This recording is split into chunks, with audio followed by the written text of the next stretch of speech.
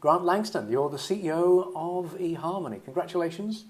I think it's been a few months now. You're new in, and not new in eHarmony, of course. You've been at eHarmony quite a while. I think you're one of the longer tenure members of the internet dating industry. Congratulations on that too. You're certainly committed to both eHarmony and the industry. So, what's changed? What's changed at eHarmony? Well, I think the best way to get at that question is to start by talking about what has not changed. The goal of this company has not changed. You know, we are not a firm that can pivot. It's really not who we are. We started off as a company that wanted to help people get into better relationships, better long-term relationships, and that's what we've done ever since. When we started, that was considered foolish. If you think about the old days, for the most part, online dating was for hookups. There was a company called JDate, which was doing something about serious relationships and had a lot of acceptance in its community, and we thought, that sounds like a great idea. That's who we want to be. But it wasn't a widely accepted idea that you could find a partner for a real relationship online. But that's what we wanted to do, and that's all that we knew how to do. And that has been a through line in the business, and today we're just as committed to that goal. So that is not up for negotiation, in my view. Great. What has changed, what needs to change even more, is how we deliver that promise to people. We have had, over the last 5-6 years, a real lack of product development, and the world continues to evolve and get better, and we have sort of continued to do things the way we always did them with our product. Our communication process is a very good example. It was very email-like. You would send someone a message, and it would appear in their mailbox, and they would open it and respond, and this is very much about lobbing things over a wall, and it was in segments, and it worked, but it was clunky, and people just felt like it was 2008 when they used that product. They used that feature. And there's no reason that it needs to be clunky. It's not contributing to our mission, so why not make it better? And so we've done that. We've made it exactly what it needs to be. It's very Slack-like and text-like, and we're still there to help you. We're still suggesting questions and things that you can ask the person, because we know that people value a little help. But it's quick and it's easy, and it has to be, in my view, to be relevant to what's happening in the world. So that's a big change for us. We just released that a couple of days ago. Not surprisingly, communication between people is up 200% because now it's easy. And that makes it easier to talk to someone and easier to ask them on a date. And then you can meet the people that you're matched with, and the chances of a real connection go up. And that's right in line with our mission. A couple of other things that we've changed. For years, we've talked about compatibility. I guess I've had hundreds of interviews where the majority of the time we talked about eHarmony's commitment to compatibility. That's one of the sort of foundational ideas of the business, is that there are people that you work with from a relationship standpoint, and there are people you don't. And one of the best ways to have a great relationship is to start with someone that just is a good fit for you. So it's weird to me that we've talked about this for years and years and years, but we've never shown people any of the reasons that we think they're compatible for each other. We just assume that you'll trust us and know that your matches sort of meet a benchmark of compatibility. But the experience on eHarmony has been the same as everybody else. You get a picture, you get some sort of profile, and then you have to make your choice. Do I reach out to the person? Do I close this match? So here we sit with all of this data about why we think you're right for each other, but we have never shared it. And so one of the big changes is that you'll get a dashboard that shows many of the reasons that we think you're right for each other. Great. There's a lot going on that we don't show you. It's a very sophisticated system, and it would be, I think, pretty difficult to portray all of the science that's going on in making matches. But it's very easy for us to pick, dozen or so of the compatibility dimensions and show you exactly how compatible you are with that person. Are you 99% compatible? Are you 29% compatible? You get a sense of exactly where you match up with someone. And I think this is a pretty important thing, because now you've got a new set of data to help you understand, do I really want to reach out to this person? If their photo's borderline for you and their profile is borderline for you, now you have a new set of data. And if this person syncs up with you, if they're ambitious like you are, if they have a lot of energy like you are, if your sexual passion is high in terms of compatibility, maybe this is a person you want to reach out to. So it just helps you get more information and make a better decision. So it seems you can summarize the changes under three kind of headings, that eHarmony is moving to an era of being more, being quicker and easier, and I think most importantly more open. It has been a Pandora's box for many years, of course, and I think as users get more sophisticated, they're going to want to see more of what's underneath the hood. So there's opening up, but there's really two aspects to that. It's very simplest. The aspect is that here's what you've got, but how about showing what people don't have, showing the areas of potential incompatibilities where there may be, they might spring a leak later on. Will you show that, I wonder? It's an interesting question. What we've tried to measure over the years are a number of dimensions that we found in our research determine whether people are happy together or not happy together. And I think it's worth just revisiting this for a second. Before the company launched, we did a big research project where we took a bunch of couples that had been married for 10, 20 plus years, and we gave them an assessment. Dyadic adjustment scale is what it's called, and it essentially measures your happiness. It's a very widely recognized tool. And we got four groups. We got couples that were very happy, sort of unhappy, and very unhappy. And we threw out the two middle groups.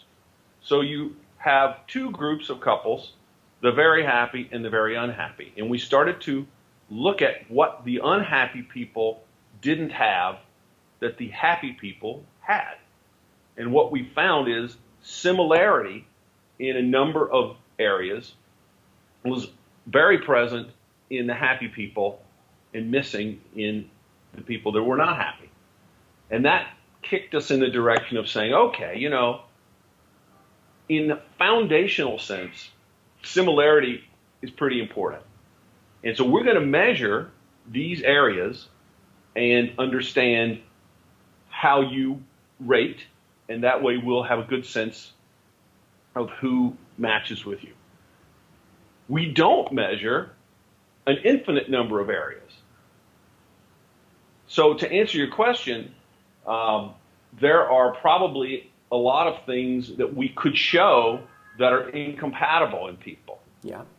But we're only measuring the things that we believe are vital to a successful relationship. Now, we will show if you and a certain person have a low level of compatibility in one of the things we measure. Great. So the important point to make there is every couple has some amount of incompatibility. And people stop me all the time and they say, my husband and I, we're not very well synced up in this or that area. What does that mean to you? And I always say, well, you can deal with a certain amount of dissimilarity. You have to think of it like this. Similarity is like a deposit in the bank.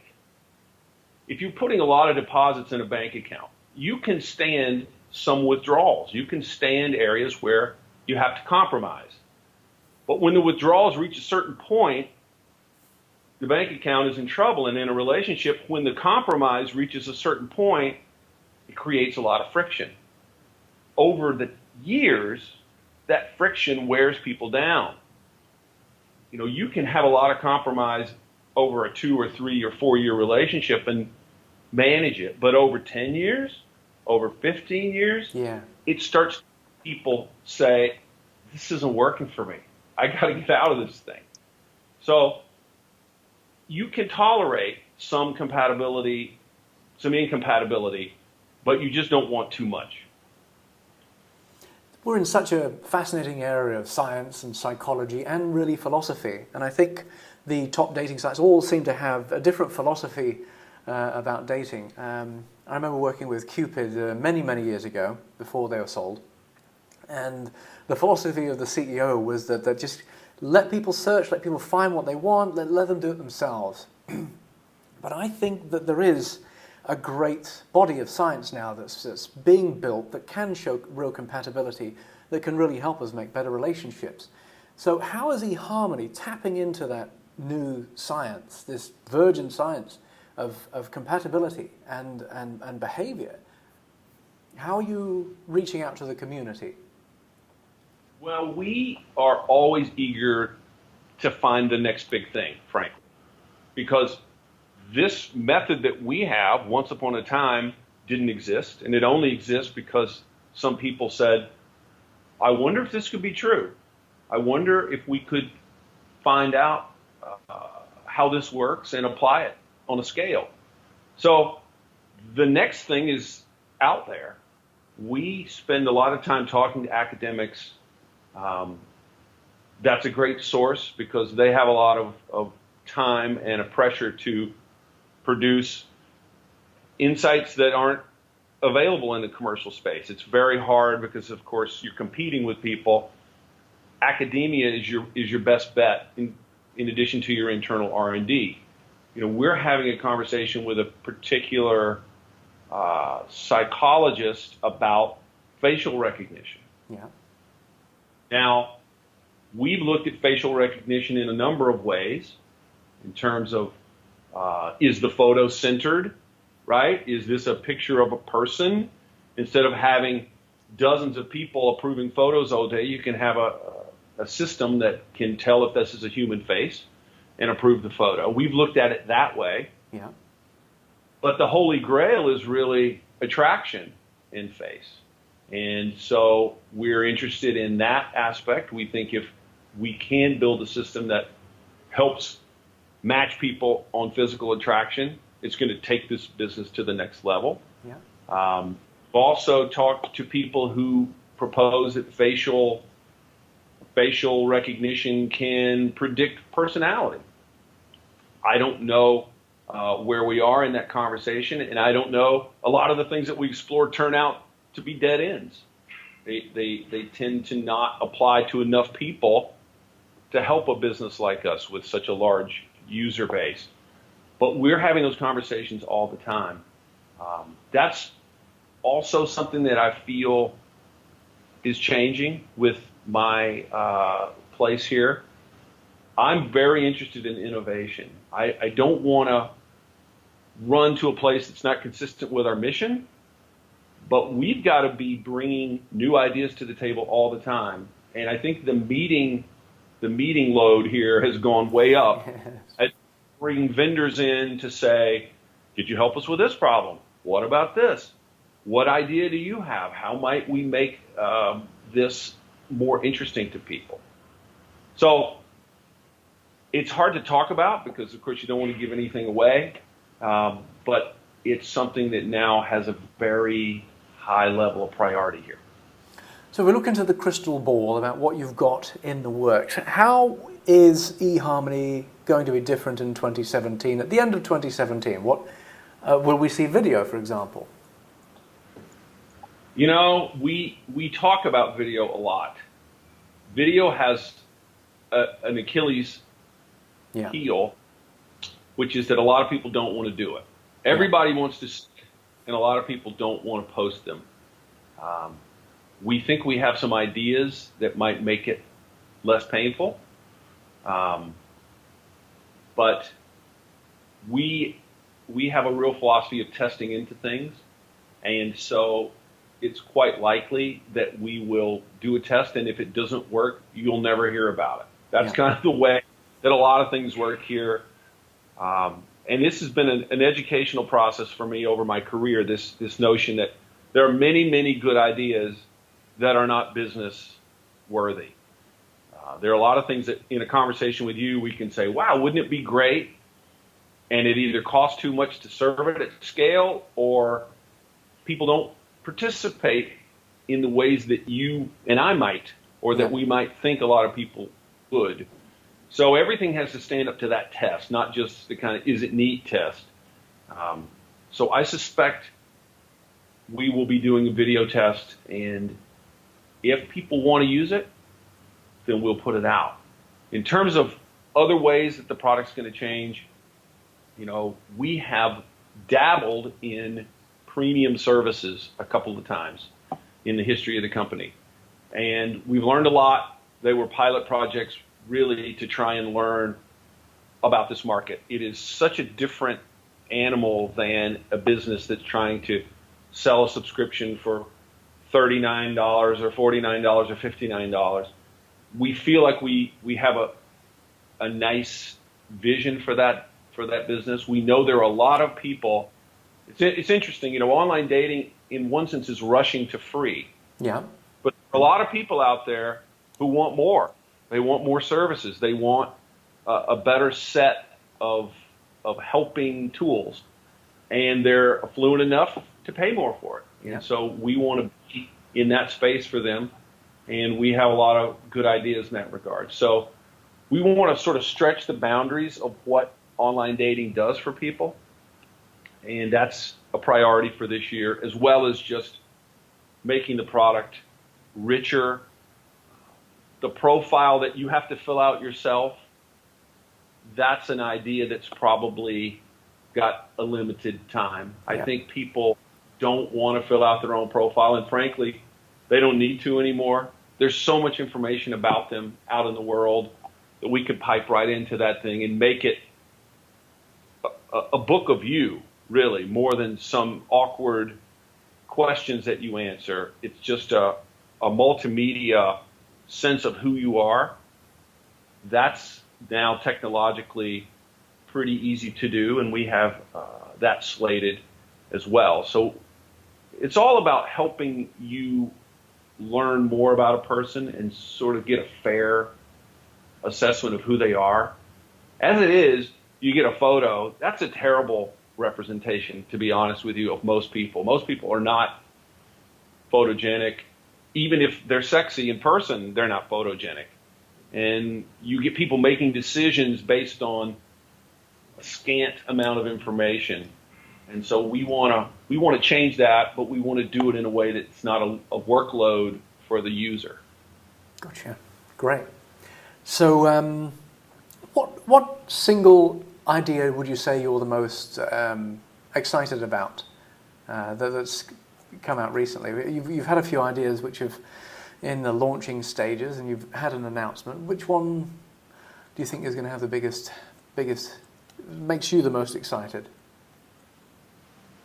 I think the thing that is most exciting for me is, first of all, there's a high-level answer to that question, and that is that we, as a company, are morphing from a sort of a top-down, do-it-our-way or the highway approach to a much more collaborative, lean, who are you?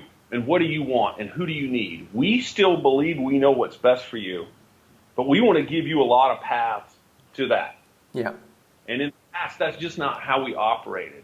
We, in fact, our questionnaire is a good example of this. From 2000, when we launched, to last week, you come in and you take our questionnaire and you take it our way and you take every question the way we want you to, or you hit the road.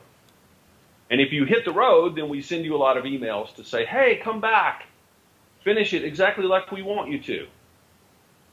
That's a pretty rigid approach. And one of the big changes that we've made and that I'm very excited about is when you come in, you can take a few questions and start getting matches. Now, we want you to take the whole questionnaire because, as I said earlier, we've done all this research. And the people that get married on eHarmony have a very low divorce rate. I mean, we know what we're doing in this regard. But having you just do it our way doesn't make any sense to me in 2017. You need to have some options. And so you'll be able to come in, take some questions, get matches, and as you take more questions, you'll get better matches. And you'll have some control over this process. Yeah. And I just love the fact that we're moving in that direction. We're not changing our mission, but we're giving you a better set of ways to get there. Wonderful news. Wonderful news all around. Grant Langston, you're the CEO of eHarmony. Thank you so much for your time. We really appreciate you taking the time with us. Thanks, Mark. Love to talk with you.